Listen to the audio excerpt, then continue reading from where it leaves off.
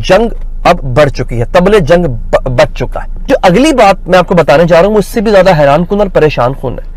Iran का वही वजीर खारजा वो ये कहता है कि पाकिस्तान के ऊपर हमें एक और हमला करना पड़ा तो करेंगे, दोबारा ऐसा करेंगे, हम हिचकिचाएंगे नहीं।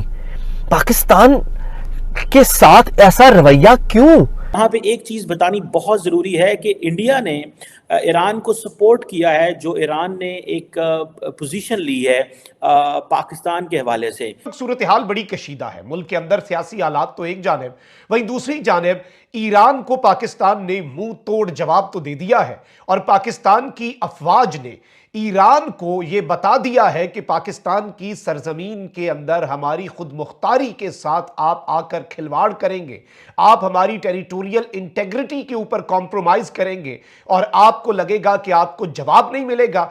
ईंट का जवाब ईरान को पत्थर से दे दिया जा चुका है। अब जब पाकिस्तानी बैठ के सोच रहे हैं क्योंकि अब क्या होगा आगे, अब ईरान आज किस लेवल पर है।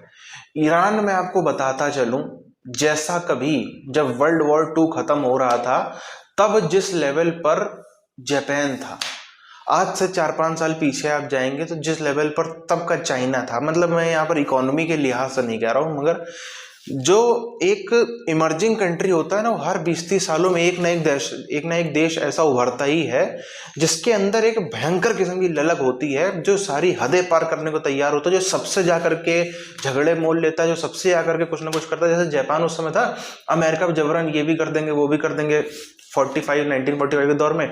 आज ईरान वही है। ईरान को हमास के माध्यम से इजराइल को भी उड़ाना है, ईरान को जो हूतियों को भी मजबूत करना है, इसको भी करना है, उसको करना है। तो ऐसे देश से जो पाकिस्तान ने टकराने काम किया ना, सबसे बड़ी गलती की है और ये खत्म होकर रह जाएंगे। इस तरह के जारहाना स्टेटमेंट, क्योंकि दुनिया की एक 5वीं-6वीं बड़ी फौज है हमारे पास, हम एक न्यूक्लियर नेशन है, ऐसे कैसे कोई उठ के कल को आएगा और हम पे जो है वो आके चढ़ दौड़ेगा। और ये बात ब्रिगेडियर साहब ने भी की और कामरान यूसुफ साहब मेरे प्रोग्राम में आए, सीनियर सहाफी हैं, उन्होंने भी ये बात की कि देखिए अगर पाकिस्तान अस्करी जवाब नहीं देता तो फिर ये बहुत बड़ी रिवायत बन जाएगी, बहुत बुरी रिवायत बन जाएगी। कल को कोई भी उठेगा और आके पाकिस्तान की सरजमीन पर जारहियत करके चला जाएगा। हम कोई लीबिया, इराक या ट्यूनिस हम नहीं है, मिस्र नहीं है, पाकिस्तान है भाई। भारत जैसे को हमने चंद घंटों में जवाब दिया था, उनका अभिनंदन हमने पकड़ के अपने पास बिठा लिया था। कैपेबिलिटी है हमारे पास, लेकिन फिर भी एक पास है कि यार दोस्त मुल्क है, इस्लामी मुल्क है, हो सकता है कोई गलत फहमी हुई हो। और जो अगली बात मैं आपको बताने जा रहा हूं वो इससे भी ज्यादा हैरान कुन और परेशान कुन है। ईरान का वही वजीर खारजा वो ये कहता है कि पाकिस्तान के ऊपर हमें एक और हमला करना पड़ा तो करेंगे, दोबारा ऐसा करेंगे, हम हिचकिचाएंगे नहीं। पाकिस्तान के साथ ऐसा रवैया क्यों? यहाँ पे एक चीज बतानी बहुत जरूरी है कि इंडिया ने ईरान को सपोर्ट किया है, जो ईरान ने एक पोजीशन ली है पाकिस्तान के हवाले से, जो टेररिज्म का मसला उन्होंने उठाया है। वो कहते हैं जी क्योंकि ईरान ने टेररिज्म की बात की है और टेररिस्ट नेटवर्क्स की बात की है तो बिल्कुल ईरान की पोजीशन ठीक है, जो कि जारी बात है इंडिया की भी पाकिस्तान के हवाले एक शुरू से ये पोजीशन जो है वो मौजूद है। पाकिस्तान के फॉरेन ऑफिस ने इस पे जो है वो जवाब दे दिया है, बयान को जारी किया, जिसमें ये बयान मैंने आपके साथ शेयर भी कर रहा हूँ। उन्होंने कहा this is a matter between Iran and Pakistan. Insofar as India is concerned, we have an uncompromising position of zero tolerance towards terrorism. We understand actions that countries take in their self defense. So वो कहते हैं कि जो Iran ने किया था वो self defence है। So जो स्पोक्स पर्सन साहब हैं मिनिस्ट्री फॉर एक्सटर्नल अफेयर्स के रणधीर जायसवाल साहब जो है, उन्होंने ये बयान जारी किया था। अगर आप देखें डॉक्टर जयशंकर ईरान में क्यों गए थे, मैंने आपको बड़ा सटली एक्सप्लेन करने की 2 दिन पहले कोशिश की थी कि डॉक्टर जयशंकर ईरान क्यों गए थे। वो ईरान को कहने गए थे होतीज को चुप कराएं। जंग अब बढ़ चुकी है, तबले जंग बच चुका है। कैसे? स्प्रिंटर के नाम से एक ऑनलाइन अखबार है, वो लिखता है Iranian defence minister brigadier general Mohammad Reza वो ये कहते हैं कि east and west are no different for us, we will respond to any threats to Iran from anywhere. ये किस किस्म का रवैया है? ठीक है, आपने इसराइल के खिलाफ फलस्तीनियों का साथ दिया, आप यमनियों को सपोर्ट कर रहे हैं, आप हर तरह की उनको हेल्प कर रहे हैं, लेकिन ऐसे मौके पे कि जब ईरान खित्ते में सबसे बड़ी जंग लड़ रहा है, ईरान इस वक्त इसराइल से नंबरदार आजमा है। अब पाकिस्तान के पास ये राइट रिजर्व्ड है कि पाकिस्तान इसके ऊपर रिटेलिएट करे। और मैंने कल रात को ही, बल्कि जब ये लोग इस सब के ऊपर जैसे ही हमला हुआ उसके कुछ ही देर के बाद, क्योंकि हमने अपने जराए से पता किया, तो मैंने उसी वक्त लिख दिया था Pakistan should retaliate and Pakistan will retaliate.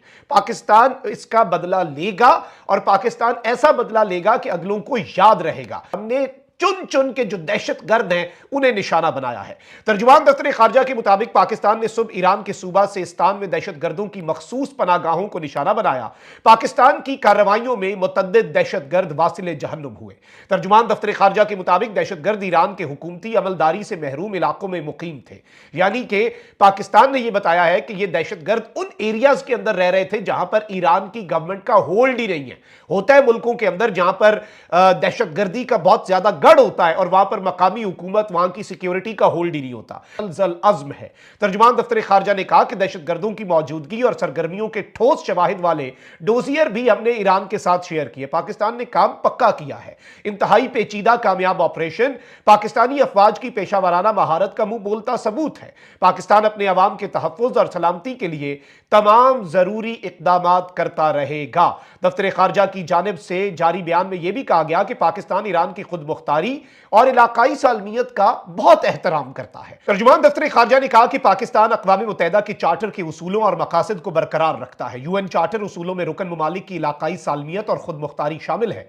Pakistan कभी अपनी खुद मुख्तारी और इलाकाई सालमियत को चैलेंज करने की इजाजत नहीं देगा। पाकिस्तानी दफ्तर खारजा के तर्जुमान का यह भी कहना था कि ईरान बरादर मुल्क है और पाकिस्तानी अवाम ईरानी अवाम के लिए इज्जत और मोहब्बत रखते हैं। हमेशा दहशतगर्दी समेत मुश्तरका चैलेंजेस का मुकाबला करने के लिए हमने तो बातचीत और ताउन पर जोर दिया। पाकिस्तान ने एक एक डिटेल डोजियर्स के साथ पेपर वर्क पूरा करके ईरान को प्रोवाइड भी कर दिया और अब दुनिया को भी दे दिया है। पहले मैंने दफ्तर खारजा की स्टेटमेंट आपके सामने रखी, अब मैं आपके सामने आईएसपीआर की स्टेटमेंट रखता हूं। आईएसपीआर ने इस हमले पर वजाहत जारी की है। आईएसपीआर की जानिब से जारी बयान में कहा गया कि 18 जनवरी की सुबह पाकिस्तान ने ईरान में स्ट्राइक्स की, इन दहशतगर्दों के खिलाफ कार्रवाइयां की जो पाकिस्तान में हालिया हमलों में मुलव्वस थे। पाकिस्तान ने हमला आवर ड्रोन्स, रॉकेट्स और दीगर हथियारों से कार्रवाइयां का अज़्म है कि पाकिस्तान की इलाकाई हुदूद की खुद मुख्तारी को हर सूरत में महफूज बनाएंगे। ये पनागाहें बदनामे ज़माना दहशतगर्द दोस्ता उर्फ चेयरमैन, बजर उर्फ सोहत, साहिल उर्फ शफक, असगर उर्फ बशाम और वजीर उर्फ वजी से जो है वो भी इस्तेमाल करते रहे हैं। यानी हमने नाम भी बता दिए, इंटेलिजेंस की कामयाबी देखें कि किन किन दहशतगर्दों को वासिले जहन्नुम किया गया।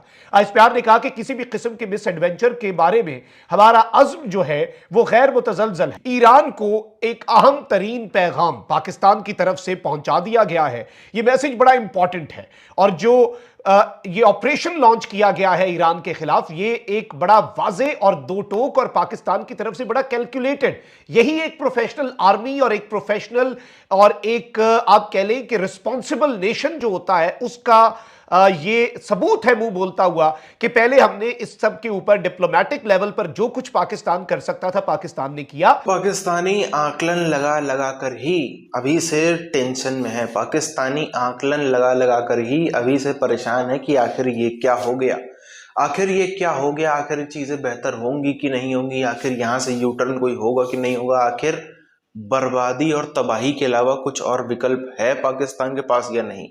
पाकिस्तानियों का वैसे भी टेंशन में आना स्वाभाविक ही था। कहीं ना कहीं पाकिस्तानियों का वैसे भी जो आज तबीयत खराब है, जो पाकिस्तानियों के जो हश्र है, हालत है, वो होने कहीं ना कहीं तय ही थे, इसमें कुछ भी नई बात नहीं। मगर जो इनकी फौज ने ज्यादा तेज बनते हुए कि अभी भी हम दिखा दें, अभी भी हमारी जो अजीमियत जिंदा है, अभी भी अजीम कौम है, अभी भी ये है, अभी वो है, उन सब के चक्कर में जो ये करा है ना, इसका नतीजा आम पाकिस्तानी भुगतेंगे अलग अलग लेवल पर दुनिया भर के। अब सोच के चलिए, ये बात में कहीं से जरा सा भी सोचने से मतलब कि थोड़ा सा भी उसमें संशय है ही नहीं कि पाकिस्तान पे अटैक्स नहीं होंगे, पाकिस्तान को जवाब नहीं देना पड़ेगा। ईरान के साथ में पाकिस्तान की धोखाधड़ी कोई नई नहीं है, बहुत पहले से है। मैं आपको बता चलूं, कुछ साल पहले की बात है, ईरान और पाकिस्तान के बीच में एक एग्रीमेंट हुआ था कि सीधे ईरान से कराची तक जो है वो गैस की पाइपलाइन बिछेगी, उसमें गैस की भी पाइपलाइन होगी, साथ साथ में जो है वो पेट्रोल के लिए पाइपलाइन बिछ जाएगी, सीधे उससे जो है पेट्रोल गैस वगैरह आया करेगा, ये सब था। फिर क्या होता है, ये था कि भाई ईरान अपने बॉर्डर तक जो है पाइपलाइन बिछाएगा, पाकिस्तान अपने बॉर्डर तक ले जाएगा, दोनों आपस में जुड़ जाएंगे, पूरा पाइपलाइन बिछ जाएगी, अपना अपना खर्चा दोनों लोग उठाएंगे अपनी अपनी साइड का। ईरान ने बॉर्डर तक पाइपलाइन बिछा ली, अपने करोड़ों अरबों रुपए, अरबों डॉलर, बल्कि मैं कहूंगा अरबों डॉलर झोंक के उसने पाइपलाइन बिछा ली। पाकिस्तान से कहा लाओ जी आपकी कहाँ पे, कहता हमारे पास तो पैसा ही नहीं, हमको पैसा दो, हमको पैसा दो तब हम बिछाएंगे। इतने बुरी उस समय ईरान का मूड खराब हुआ था। उसके बाद से पाकिस्तानियों पे ईरान ने ट्रस्ट करना ही बंद कर दिया। उनके पूरे अरबों डॉलर आज भी वेस्ट पड़े हैं, उसी तरीके से वेस्ट होकर रह, कुछ नहीं रह गया। तब की जो खुन्नस है वो आज तक बरकरार है, और भी कई मामलों में इनकी खुन्नसें रही हैं, और भी कई मामलों में इनका विवाद रहा है। शिया सुन्नी विवाद तो है ही, और कई सारी चीजें तो हैं ही, लेकिन ये जो दहशतगर्दी के मामले बढ़े हैं ना, इधर से पाकिस्तान पनाह दे रहा था ईरान के अंदर दहशतगर्दी करने वालों को, वो चीज बर्दाश्त नहीं हुई। उसका ये हुआ, अब तो देखे जाइए और कहाँ तक ये बात जाके रुकती है।